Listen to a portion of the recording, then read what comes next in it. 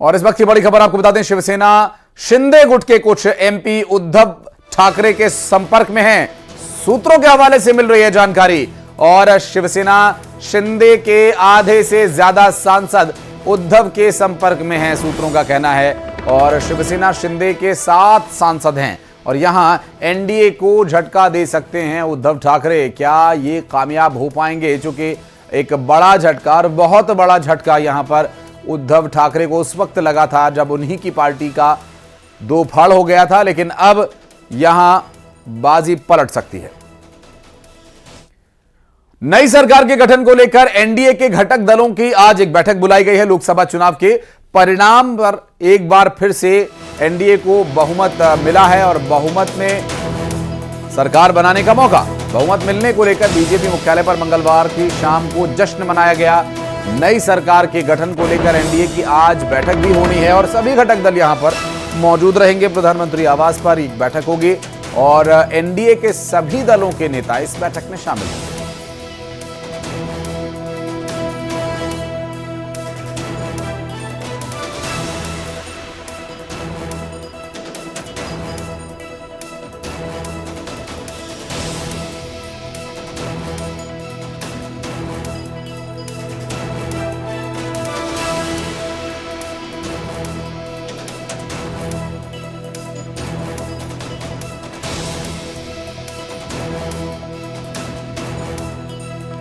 नई सरकार के गठन के लिए एनडीए की बैठक होनी है और इस बैठक में घटक दलों के सभी प्रमुख चेहरे मौजूद रहेंगे और इस पर मंथन के साथ ही निर्णय लिया जाएगा।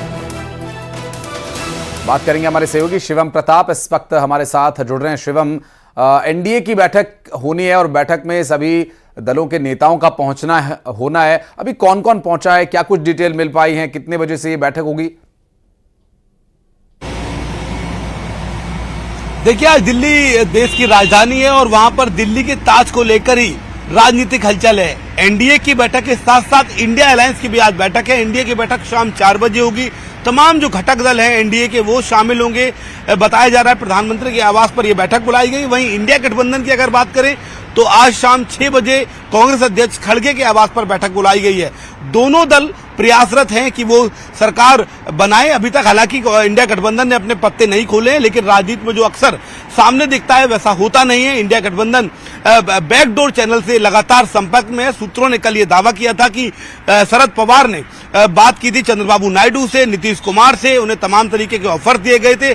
आज ये सूत्र दावा कर रहे हैं कि शिवसेना जो एकनाथ शिंदे सीएम हैं उनके गुट के 7 सांसद जीत कर आए हैं और उनमें से कुछ उद्धव ठाकरे के संपर्क में है। यानी कि कहीं ना कहीं इंडिया गठबंधन भी ये कोशिश कर रहा है, इस कोशिश में लगा हुआ है कि वो सरकार बनाने का दावा पेश करे। हालांकि आज शाम को इंडिया अलायंस की बड़ी बैठक है, उसमें आगे की रणनीति पर, सरकार में रहना है, सरकार बनानी है, सरकार के लिए प्रयासरत होना है, उस पर चर्चा होगी, या फिर विपक्ष में बैठकर एक बार लोकतंत्र की आवाज को मजबूती दी जाए, उसको लेकर भी चर्चा होगी। और दूसरी तरफ एनडीए, कल प्रधानमंत्री ने शाम को इस बात को साफ कर दिया कि अब वही प्रधानमंत्री बनने वाले हैं, बीजेपी एनडीए की सरकार बनने वाली है। प्रधानमंत्री ने कहा कि हम 295 के आसपास सीटें जीत कर आए हैं, ऐसे में दावा मजबूत है। लेकिन आज की महत्वपूर्ण बैठक इसलिए भी है कि उस बैठक में बिहार के सीएम नीतीश कुमार शामिल होंगे, चंद्रबाबू नायडू शामिल होंगे और तमाम जो एनडीए के घटक दल हैं वो भी शामिल होंगे। एक तरीके से आप ये कहें तो औपचारिक बैठक है जिसमें लेकिन इस बात पर मोहर लग जाएगी कि क्या जो आपने बताई कि उद्धव ठाकरे के संपर्क में जो सांसद हैं वो एकनाथ शिंदे, शिवसेना वाले सांसद उद्धव ठाकरे के संपर्क में। एक समय हमने देखा था कि इन्हीं नेताओं ने उद्धव ठाकरे को इतना बड़ा नुकसान पहुंचाया था जिससे वो आज तक भी उभर नहीं पाए। तो अब वक्त का पहिया घूमता नजर आ रहा है या फिर ये सिर्फ अभी चर्चा है, कयास है? क्योंकि अगर उद्धव ठाकरे ऐसा करने में कामयाब रहे तो उतना बड़ा तो नहीं, लेकिन बदला काफी हद तक पूरा हो जाएगा।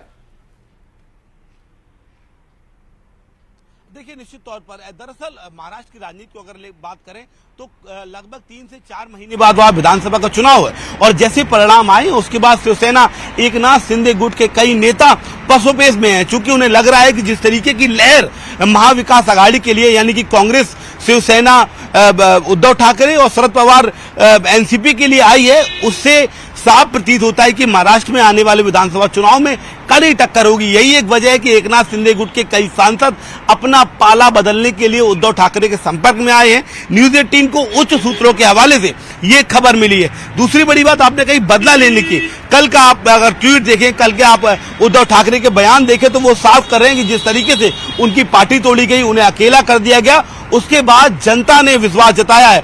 और महाराष्ट्र में निश्चित तौर पर महाविकास आघाड़ी गठबंधन ने बड़े पैमाने पर एनडीए को डेंट पहुंचाया है, सीटें हासिल की हैं। मुंबई से तो बीजेपी शिवसेना शिंदे गुट का लगभग सफाया हो गया, सिर्फ बीजेपी एक सीट जीत पाई।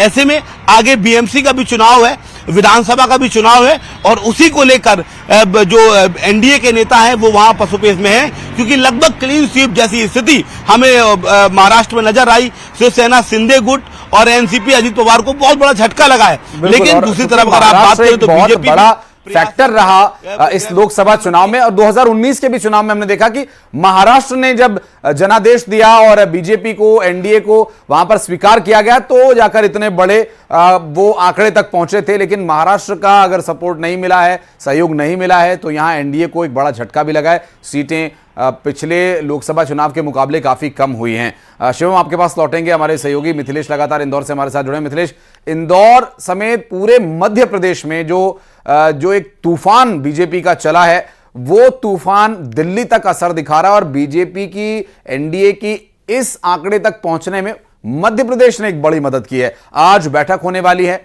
बड़ी भूमिका मध्य प्रदेश की रह सकती है।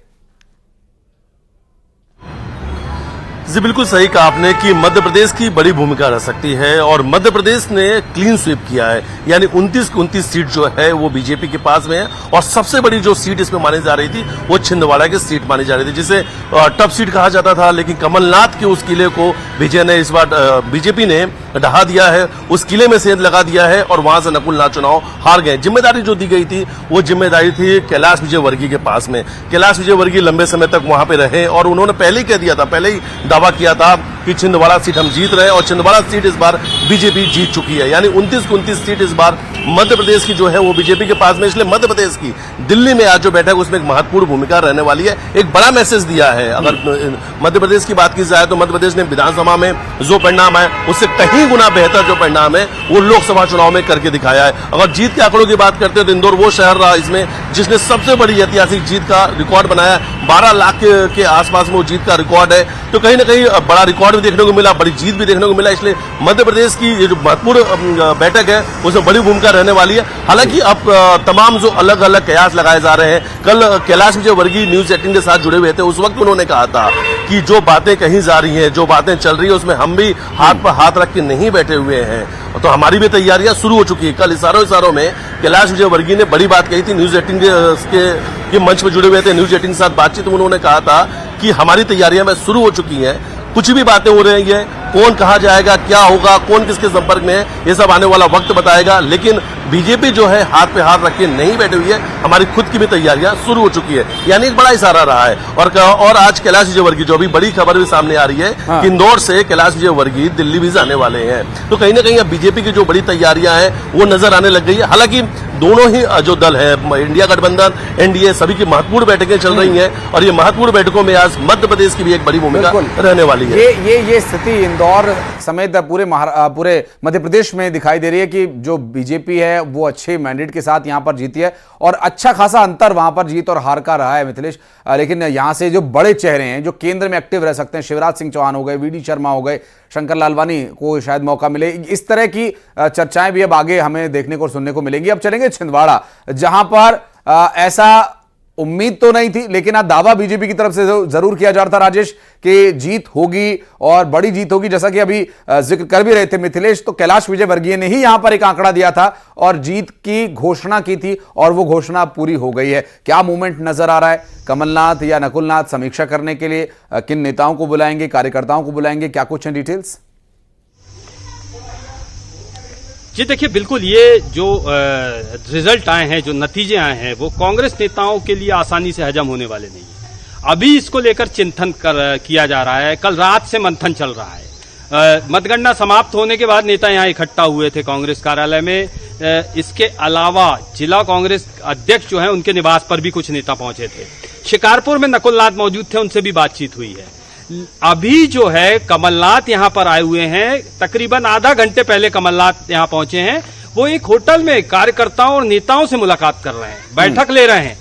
ये पूरा मामला क्या हुआ, कैसे नतीजे इस तरीके के आ गए, अप्रत्याशित नतीजे कैसे आए, 1 लाख के ऊपर की लीड कैसे पहुंच गई, ये बड़ा सवाल कांग्रेस के लिए है। और इसी पर चिंतन हो रहा है, इसी पर मंथन हो रहा है, और इसी को लेकर कमलनाथ होटल में कार्यकर्ता और नेताओं से बातचीत कर रहे हैं, कारण तलाश रहे हैं कि आखिर ऐसा क्या हो गया। जी बिल्कुल। और मुझे लगता है कि छत्तीसगढ़ में भी भूपेश बघेल को ये समीक्षा बैठक बुलानी होगी कांग्रेस पार्टी के लिए भी। चलिए रायपुर चलते हैं, हमारे सहयोगी आकाश इस वक्त हमारे साथ मौजूद हैं। आकाश, भूपेश बघेल की हार के दावे बीजेपी तो लगातार कर ही रही थी, लेकिन कांग्रेस पार्टी को, कांग्रेस के कार्यकर्ताओं को संभव है कि यह उम्मीद नहीं रही होगी कि भूपेश बघेल इतनी बड़ी हार का सामना करेंगे और छत्तीसगढ़ में 1 सीट पर सिमट जाएगी कांग्रेस।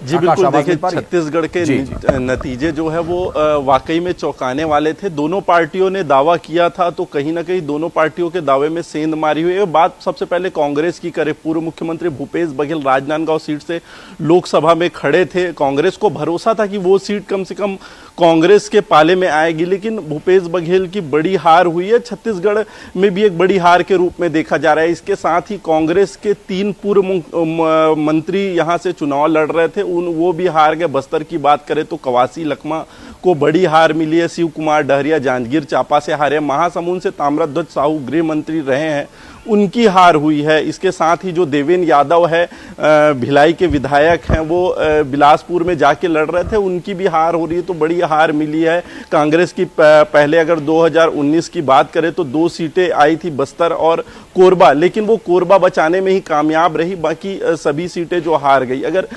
बीजेपी की बात करें तो 11 सीटों का दावा किया जा रहा था, हालांकि 10 सीटें मिली है, पहले से प्रदर्शन सुधरा है, वोट परसेंटेज भी कुछ बढ़ा है, लेकिन कोरबा सीट जो जीतने का दावा भाजपा कर रही थी, सरोज पांडे यहां से लड़ रही थी भिलाई से जाके, तो एक तरीके से वहां पे फिर से ज्योत्सना महंत पर जो है भरोसा वहां की जनता ने जताया है। और एक चीज भी इसमें देखना होगा कि जो अपने दूसरे क्षेत्र से जाकर चुनाव लड़ रहे थे, सरोज पांडे उसमें से एक है, भूपेश बघेल भी ले सकते हैं, ताम्रध्वज साहू हो गए, शिव कुमार डहरिया हो गए, ये सब अपने क्षेत्र छोड़ के दूसरे लोकसभा क्षेत्र से जाके चुनाव लड़े और सभी को जनता ने नकारा है। स्थानीय वहां के जो प्रत्याशी है उन पर भरोसा जताया है। तो अब जीत और हार का मंथन दोनों पार्टियों में लगातार जारी है, चल रहा है। हो सकता है कुछ बैठकें हो, तो इस पे जो और क्या है वो निकल के आएंगे। जी बिल्कुल स्वाभाविक है, और चूंकि ये चर्चा होने के बाद आगे क्या स्थिति होगी ये भी देखने का विषय होगा। और चूंकि राजेश, मूवमेंट लगातार वहां पर बना हुआ है, छिंदवाड़ा में क्या कोई बड़ा नेता और वहां पर पहुंच सकता है या मीडिया को कोई ब्रीफिंग दे सकते हैं कमलनाथ या नकुलनाथ?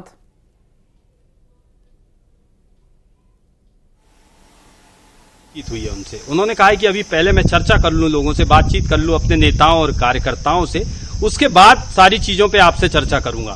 अभी फिलहाल वो बातचीत कर रहे हैं, चर्चा कर रहे हैं। देखिए यहाँ पे सबसे बड़ी बात जो है, लंबे समय से यहाँ पर चुनाव होते आ रहे हैं, 40 सालों से कमलनाथ यहाँ चुनाव लड़े हैं, नकुलनाथ यहाँ चुनाव एक बार सांसद रहे हैं। ऐसी हार पहले कभी नहीं हुई। ये जरूर तय है कि यहाँ पर भाजपा ने जिस तरीके से कैंपेनिंग की थी, केंद्र से लेकर स्टेट लेवल के नेता यहाँ मौजूद थे, कैलाश विजयवर्गीय ने यहाँ मोर्चा संभाला था, उससे ये बात जरूर कही जा रही थी कि जितना जोर प्रदेश में भाजपा ने सीट पे लगाया है, तो कहीं ना कहीं ये जिद है भाजपा की कि ये सीट को किसी तरीके से हासिल किया जाए, और कामयाब भी हुई है। कांग्रेस के बड़े नेता यहाँ पर जो है वो बीजेपी में पलायन कर गए हैं। इसके बाद अभी जो कमलनाथ आए हुए हैं वो सारी स्थितियों पर चिंतन कर रहे हैं, कार्यकर्ताओं और नेताओं पर बातचीत कर रहे हैं। बहुत बहुत शुक्रिया आप सभी का हमारे साथ जुड़ने के लिए। पटना से दिल्ली आ रहे नीतीश और तेजस्वी एक ही फ्लाइट से आ रहे हैं।